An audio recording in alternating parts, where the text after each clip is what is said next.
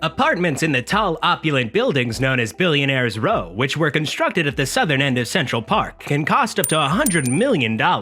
So, yes, if you wanted one of those, you'd need to be worth $1 billion. But this is now half empty. Why is no one buying this? Welcome back to Worldwide Projects. In New York City, Billionaires Row sparked a revolution in ultra-slender skyscrapers. The towers are now a breathtaking show of riches, status, and engineering innovations. But they also feel a little hollow. While this is going on, it might be quite difficult for non-billionaires to obtain an inexpensive flat in the metropolis. Therefore, we were interested in finding out what made Billionaires Row conceivable and what effect it had on the worlds of wealth, design, and building. Engineering frontiers are being pushed. Some of the most prestigious residences in the world are located just south of Central Park. Billionaires Row doesn't have any official entrances, although the moniker alludes to a few structures on the near end of West 57th Street. Along with the Plaza Hotel, the Russian Tea Room, and Carnegie Hall, you'll discover 432 Park Avenue, 53W53, 111W57, 157, and Central Park Tower nearby. 220 Central Park South, 520 Park Avenue, and 252 East 57th Street are a few blocks away.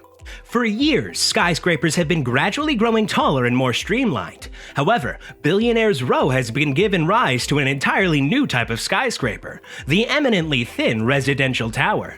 Space is at a premium in Manhattan, so if you want to build big, you must build up. Developers on Billionaires Row spent years collecting the air rights for properties around their lots in order to build on the little sites that they had secured with structures tall enough to provide vistas of Central Park. As a result, they were able to combine their new air rights to increase the height of their property and guarantee that no other structures would obstruct their newly constructed vistas of Central Park. It resembles putting the final pieces on a pricey puzzle together. A building is deemed slender by New York's construction regulation if its width-to-height ratio is less than 1:7. However, the Billionaires Row buildings go much further than that. With a ratio of 1:8, 157 was the first of the group to finish in 2014. 432 Park Avenue followed with a ratio of 1:5. From there, the super-thin skyscrapers on Manhattan's skyline were joined by 53rd West 53rd, 111 West 57th Street, and Central Park Tower. 111 West 57th Street is now the thinnest of the bunch. The 85-story structure, which measures only 18 meters wide and 435 meters tall, holds the record for being the world's thinnest skyscraper. It has a height-to-width ratio of 1:24. Of course, you have to consider the wind when you're at 400 meters in the air. To prevent the building from swaying excessively, engineers can employ a few techniques, such as setting back the building's front, omitting glass from mechanical levels, and placing a tuned mass damper at the top of the structure. We must, of course, recognize some of the problems that have arisen after the work is complete. Residents of 432 Park Avenue filed a lawsuit against the builders of several construction-related issues, including flooding, power outages, broken elevators, and wind-related noise. The tower's extreme thinness now makes sense. You may extract more value from that small piece of land you were able to locate on Manhattan Island by building it taller. You have to price those units extremely high in order to justify building a super-thin tower. Ryan Serhant and other luxury real estate brokers can help with that. Luxury real estate has effectively undergone a complete transformation as a result of Billionaires Row. This is partially due to the fact that there is simply a lot more money available. The amount of money invested globally has increased significantly, creating what some analysts refer to as a giant pool of capital. But wealth disparity has increased at the same time that global wealth has increased. More of the world's wealth is under the control of a smaller group of individuals, and as a result, the wealth of those at the top keeps growing. What about investing some of that cash here? Luxury properties such as those on Billionaires Row, the amount of money and number of extremely affluent individuals investing in the built environment are unprecedented historically, according to architect and associate professor Matthew Soules at the University of British Columbia. That money changes the way things are built. It changes the architecture. It's helpful to grasp the meaning of the financial phrase liquidity in order to fully comprehend why our buildings are changing shape. Billionaires Row will become much clearer if you stick with us. If you want to become a billionaire and buy this, then smash the subscribe, like, and comment button. It's a joke. You'll all need to work hard. The gaps in New York City's regulations. Even with the resources and engineering necessary to make something like this conceivable, skyscrapers this thin can't just appear anywhere. To start the projects, the developers need permission. Additionally, there are limits on how high developers are permitted to construct. However, there are numerous ways developers can circumvent restrictions in New York City. The concept of incentive zoning comes into play in this situation. Zoning is a system of regulations that determines how a city will be laid out. The city's zoning regulations address issues like the maximum height of a building and the required distance between buildings. Incentive zoning allows developers to partially circumvent restrictions in exchange for performing community beneficial actions. A public plaza, park, or upgraded subway line are a few examples.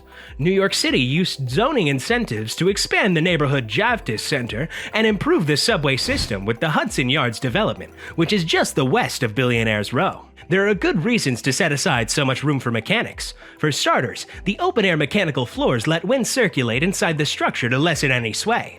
Naturally, you also need a place to keep the elevator, air conditioning, and heating motors. However, there is a constant discussion regarding whether or not developers are abusing the law to raise buildings further into the sky. Is this stunning building just a product of capitalism?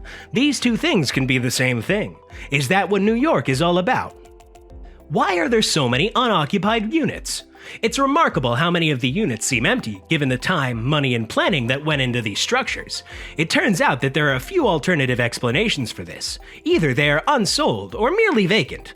There are still several Billionaires Row's homes available for sale. According to Sir Hunt Analysis in August 2021, only about half of the units in 7 of the buildings have been sold. Condos totaling $6.7 billion are still up for sale but have no buyers. This might be the case since the Central Park views, floor-to-ceiling windows, and flats that took up a whole floor at 157 were rapidly imitated by other extremely tall residential skyscrapers that appeared for many years. There was more supply than demand in the New York City luxury real estate market, but things are beginning to shift. According to research by Miller Samuel and Douglas Elliman, Manhattan's sales of luxury properties reached record highs by September 2021.